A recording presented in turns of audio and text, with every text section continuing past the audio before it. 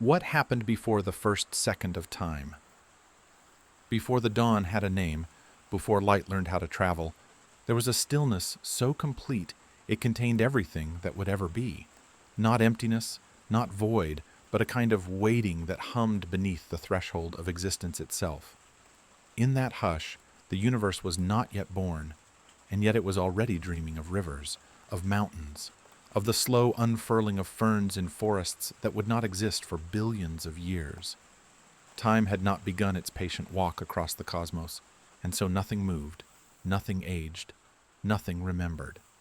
There was only the soft pulse of potential, like a breath held just before speaking, like the moment between sleeping and waking when all things seem possible. We speak of beginnings as though they arrive with fanfare, with noise and spectacle, but the truest origins are quiet. They settle into place like dust on ancient stone, like morning mist descending into valleys that have waited through long nights for the sun. The cosmos did not explode into being so much as it exhaled, releasing into existence a warmth so dense it would take eons to cool into starlight. And before that exhale, before the very first fraction of a second ticked into being, there was something stranger still, something that resists language, that slips through the nets of mathematics and metaphor alike. A condition so foreign to our understanding that even naming it feels like reaching for water in the dark.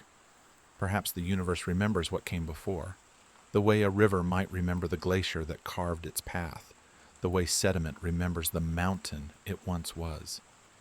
Perhaps in the deepest structures of matter, in the way particles spin and photons scatter, there lingers an echo of that primordial hush. The question floats through centuries of human wondering, from firelit caves to silent observatories perched on mountain peaks where the air thins and the stars grow close. What was the texture of nothingness before it learned to become something? What dreamed the dreamer before the dream began? The silence holds no answers. Dawn has not yet arrived in this telling, for we are reaching backward into an era when dawn itself was impossible. There were no suns to rise, no horizons to receive them, no eyes to witness the glow that would eventually become morning. Light did not yet exist as something that could travel or illuminate. Instead, imagine a pale glow that is not light at all, but the memory of what light would become. A luminous potential folded into dimensions we cannot perceive, waiting with infinite patience for the moment when time would finally grant it permission to unfold. The universe held its breath in that timeless interval, suspended between nothingness and everything, between sleep and waking, between the idea of existence and existence itself. This documentary does not seek to explain what cannot be explained. It seeks only to stand at the edge of knowing, to gaze into the deep well of cosmic origin, and to feel the gentle vertigo of contemplating a moment that was not yet a moment. The first second of time is a doorway we have walked through without ever turning back to look at its frame. What lay on the other side? What kind of existence, if any, preceded the existence we know? These questions have no weight, no urgency. They are meant to drift, like motes of dust in a sunbeam, carrying us toward something softer than certainty, gentler than understanding. We begin here, in the quiet before the beginning, where even questions dissolve into something softer than uncertainty. The cosmos has stories older than time, and tonight we drift toward the first of them, carried by wonder alone. The record opens slowly. Roughly 13.8 billion years ago, give or take a few 100 million years, the observable universe emerged from a state of extraordinary density and temperature. Cosmologists call this event the Big Bang, though the name is something of a misnomer, a remnant of older, more dramatic imaginings. There was no bang, no sound, no explosion rippling through space, because space itself was being born in that instant. What we understand today comes from decades of painstaking observation, from the faint whisper of radiation that still permeates the cosmos, from the precise movements of galaxies drifting apart like memories fading at the edge of sleep. Most physicists agree that the universe underwent a period of rapid expansion in its earliest moments, a process sometimes called inflation. Evidence suggests that this expansion happened faster than light itself, stretching the fabric of space-time from something unimaginably small to something vast in a fraction of a heartbeat. Most cosmologists place this inflationary period somewhere between 10 to the negative 36 and 10 to the negative 32 seconds after the beginning, though even these numbers strain against the boundaries of comprehension, smaller than anything we could ever hope to measure directly. The cosmic microwave background radiation, a faint glow detectable in every direction we look, carries the imprint of this ancient expansion. It is the oldest light we can see, released roughly 380,000 years after the beginning, when the universe had cooled enough for atoms to form and photons to travel freely across the growing void. But that light, ancient as it is, cannot show us what came before. The first second remains hidden behind a veil of physics that our instruments cannot pierce. Some researchers propose that during the earliest slivers of time, the four fundamental forces of nature, gravity, electromagnetism, and the strong and weak nuclear forces, were unified into a single force, a primordial symmetry that shattered as the universe cooled. Scientists believe this grand unification may have occurred at energies far beyond anything we can recreate in laboratories, energies that existed only in the first fleeting instance of cosmic time. Others suggest that quantum fluctuations in the early universe seeded the structures we see today, tiny variations in density that would eventually become galaxies, stars, planets, and the quiet rooms where we lie awake wondering about origins. Noon holds steady over equations. The mathematics grows strange as we approach the very beginning. General relativity, the theory that describes gravity and the shape of space-time, breaks down at what physicists call the Planck epoch, a period lasting roughly 10 to the negative 43 seconds. In that inconceivably brief interval, shorter than any duration we could ever measure or even properly imagine, the universe was so hot and dense that our current understanding of physics cannot describe it. The equations curve inward upon themselves like light bending around a black hole, offering no answers, only the suggestion that new laws must govern realms we have not yet learned to see. Scientists believe that a complete theory of quantum gravity would be needed to understand this era, but such a theory remains elusive, a horizon we have not yet reached despite generations of effort, despite the most brilliant minds turning their attention to this singular mystery. What we do know, or at least what the evidence strongly suggests, is that the early universe was remarkably smooth and uniform.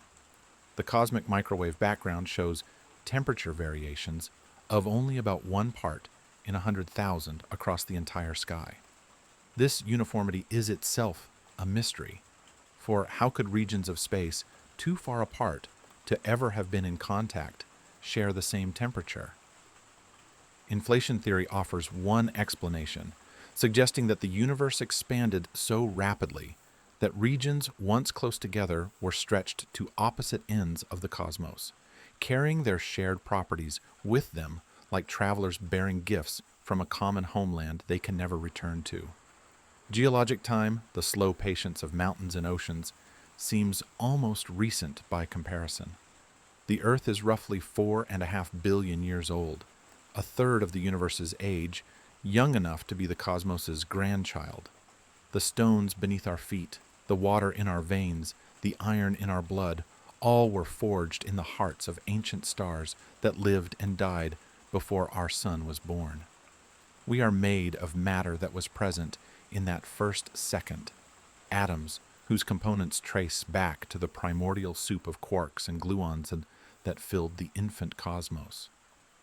In this sense, we carry the beginning with us everywhere we go. We are the first second, still unfolding, still becoming something we cannot yet imagine. Yet even knowing this, even mapping the cosmic microwave background and tracing the motion of galaxies, we cannot see beyond a certain point. The observable universe has an edge, not a wall in space, but a horizon in time. Light from beyond that horizon has not had time to reach us, and may never reach us as space continues to expand, carrying distant regions away faster than their light can travel toward us. And before the first second, before light itself could travel, there lies a darkness that no telescope can illuminate, no mathematics can fully describe. The data grows quiet here. What happened in that primordial moment, before the forces separated, before inflation stretched space into vastness, before the first particles coalesced from pure energy? The question lingers at the boundary of physics and philosophy, where empirical measurement gives way to theoretical possibility. Scientists continue to probe this boundary, developing new theories, building more sensitive instruments, searching for signals that might hint at what came before. But for now, the first second keeps its secrets. And it is here, at the edge of what can be known, that imagination begins its gentle work. Beyond the record's edge, we enter a landscape painted in hypothesis and wonder, where certainty gives way to possibility and equations become poems. Some cosmologists propose that our universe is not the only one, that what we call the Big Bang may have been a local event in a far vaster multiverse, a bubble forming in an infinite foam of bubble universes, each with its own laws, its own dimensions, its own version of time. Evidence for such ideas remains indirect, a matter of mathematical elegance rather than direct observation. But the possibility drifts through the corridors of theoretical physics like a half-remembered dream that refuses to fade with morning light. Studies suggest that if inflation occurred, it may not have stopped everywhere at once. Regions of space might still be inflating, forever beyond our reach, spawning new universes in an eternal process of cosmic creation that has no beginning and may have no end. Our observable universe, vast as it seems, might be a single grain of sand on an infinite shore, one bubble among countless others, each isolated by distances so great that light will never bridge them, each perhaps containing beings who wonder about their own origins. The mathematics permits such ideas, even if our instruments cannot confirm them. We are left with questions that spiral outward like galaxies, each answer revealing new mysteries beneath it. Dusk settles over certainty. Some researchers explore the possibility that time itself had a beginning, that asking what came before the Big Bang is like asking what is north of the North Pole, a question that sounds sensible but points toward nothing that exists. In this view, time emerges from the quantum state of the early universe, a direction that only makes sense once the cosmos has expanded enough to create a meaningful distinction between past and future. The universe would not have existed before its beginning, because there was no before, no arrow of time pointing backward into void. Time and space would have blossomed together, twins born in the same cosmic moment, inseparable and undefined before their birth. Yet other theories imagine a cosmos that cycles endlessly, expanding and contracting over vast epochs, each Big Bang followed eventually by a big crunch, followed by another beginning. In such a model, the universe might be infinitely old, not in the sense of having existed forever in its current form, but in the sense of having passed through countless iterations, each one erasing the memory of its predecessor. The stones that would become our mountains might have been other stones in other universes, their patterns lost and reformed through cycles of cosmic renewal. Time would not be a line, but a circle, or perhaps a spiral, returning always to the same origin, while carrying forward something imperceptible, something changed. It may be more honest to imagine what we cannot prove. Perhaps the universe, before its first second, was a kind of dreaming, a state where possibility and actuality had not yet separated. The quantum realm, with its superpositions and entanglements, offers a faint echo of such a state. Particles exist in multiple states until observed, as if reality itself hesitates before committing to a single outcome. Before the first second, perhaps the entire cosmos existed in such hesitation, a superposition of all possible beginnings, waiting for something, anything, to collapse it into the singular history we now inhabit. In that dreaming, all universes were possible, all outcomes were real, and from that infinite potential, one path emerged, leading to stars and planets and the quiet wonder of consciousness asking about its own origins.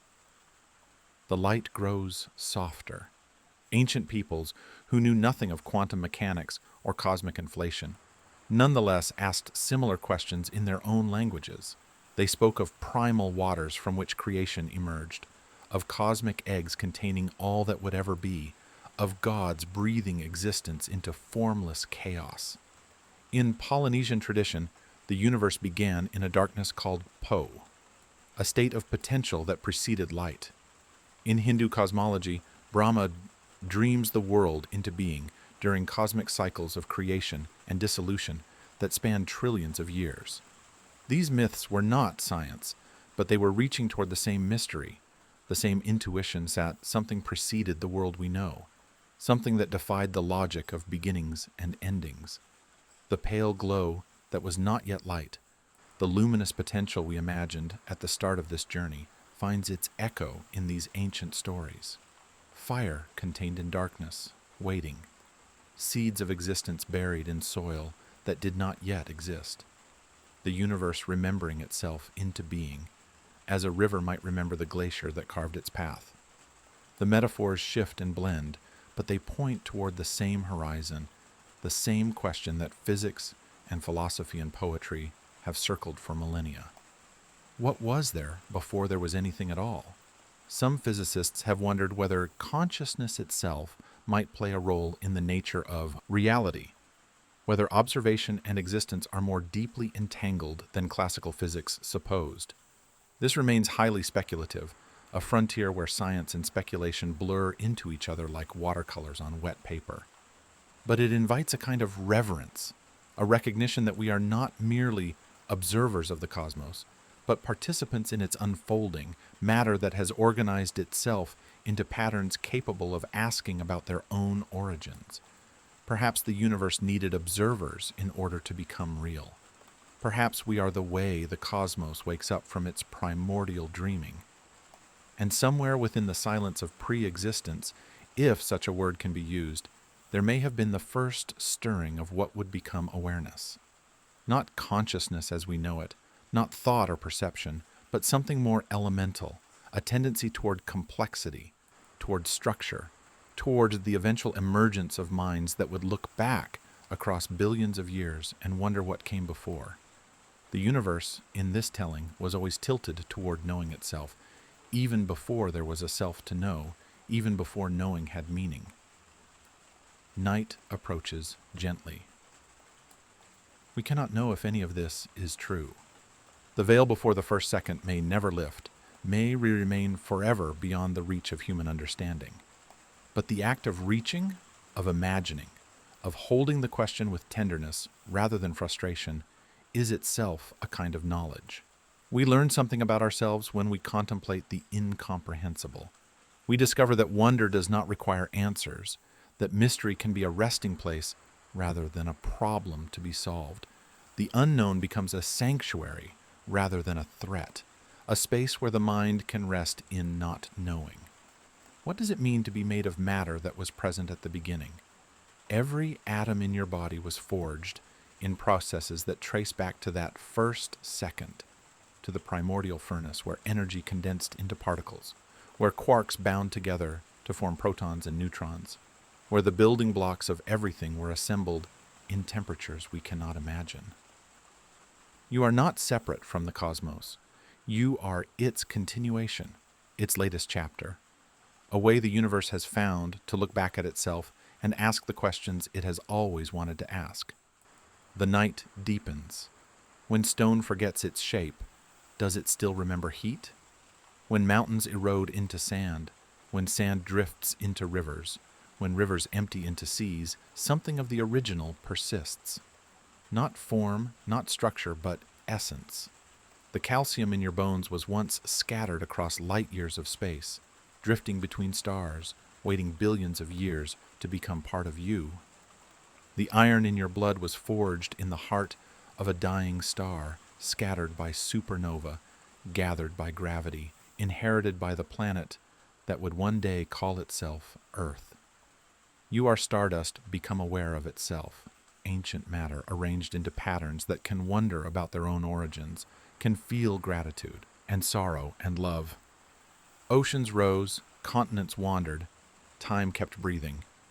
Through it all, the fundamental constituents of matter remained, rearranging themselves into new patterns, new complexities, new forms of being. The universe is not a static thing to be observed. It is a process, an ongoing unfolding, a river that flows not through space, but through possibility. And we are part of that flow, brief eddies in a current that began before time had a name, temporary shapes that the cosmos has taken in its endless exploration of what it can become.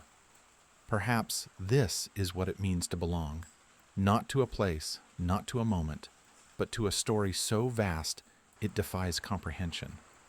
We belong to the same narrative that began in that primordial hush, that unfurled through billions of years of cosmic evolution, that continues now in the quiet room where you listen to these words.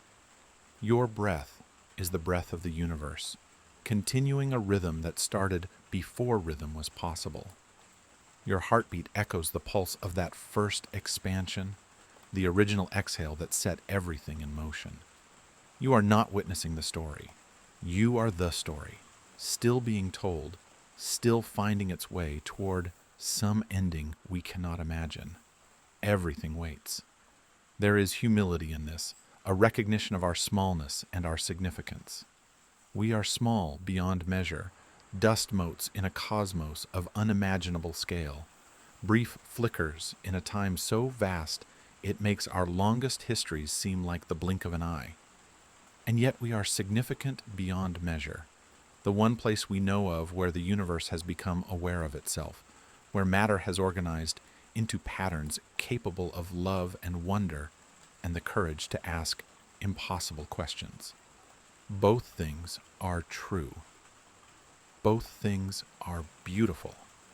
The paradox holds us gently, like a parent cradling a child who has just learned that the world is larger than they thought. The question of what came before the first second may never be answered. But perhaps the question itself is enough. Perhaps the act of wondering is its own form of participation in the cosmos, a way of honoring the mystery that gave rise to everything. We do not need to solve the riddle. We need only to hold it gently, the way one holds a sleeping child, with tenderness and without expectation. The mystery does not diminish us. It enlarges us, making room for awe in lives that might otherwise shrink to the size of certainty. And in that holding, something shifts. The anxiety of not knowing dissolves into acceptance. The frustration of reaching toward the unreachable softens into peace. We are here, now, in a universe that once did not exist, or existed in a form so different, it might as well have been nothing. We are the universe's way of experiencing itself, and that is enough. That is more than enough. It is everything we could ever need. The questions grow quieter now. Return with me to the stillness we imagined at the beginning. The pale glow that was not yet light, the hush that contained all possibility. It has not gone anywhere. It is woven into the fabric of everything that exists. Every photon carries an echo of that first moment. Every atom remembers in its own way the conditions of its birth. The primordial silence is not behind us. It is within us, a quiet at the center of every particle, a stillness at the heart of every star. The cosmos did not stop beginning when the first second passed. It is still beginning, still unfolding, still exploring new patterns and possibilities. Stars are being born tonight in distant nebulae, their light not yet visible from where you rest. Galaxies are drifting apart, carrying their cargo of worlds and wonders toward futures we will never see. Somewhere, perhaps, new life is stirring, new consciousness is awakening, new minds are opening to the same wonder that has carried us through this journey. The beginning continues, endless and patient. The glow fades softly. Let the questions rest now. Let the theories and the speculations settle like sediment to the bottom of a still pond. What remains is presence, the simple fact of being here, of being aware, of sharing in the vast continuity of cosmic time. You do not need to understand everything to be part of everything. You do not need answers to belong to the story. The universe breathed, and continues to breathe, and so do we. Outside your window, if there is a window, stars shine with light that left them long ago. Some of that light has traveled for billions of years to reach you tonight.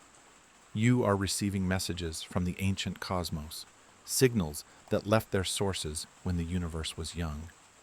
And one day, perhaps, light from our own sun will travel outward to places we cannot imagine, carrying word that we were here, that we wondered, that we looked back across time and asked what came before. But that is tomorrow's story. Tonight, there is only this moment, only the gentle rhythm of breath, the slow drift toward sleep, the quiet certainty that whatever came before the first second of time, it led to you being here, now, held in the vast embrace of a cosmos that has been unfolding for longer than numbers can express. The darkness holds everything, and the universe keeps breathing. So do we.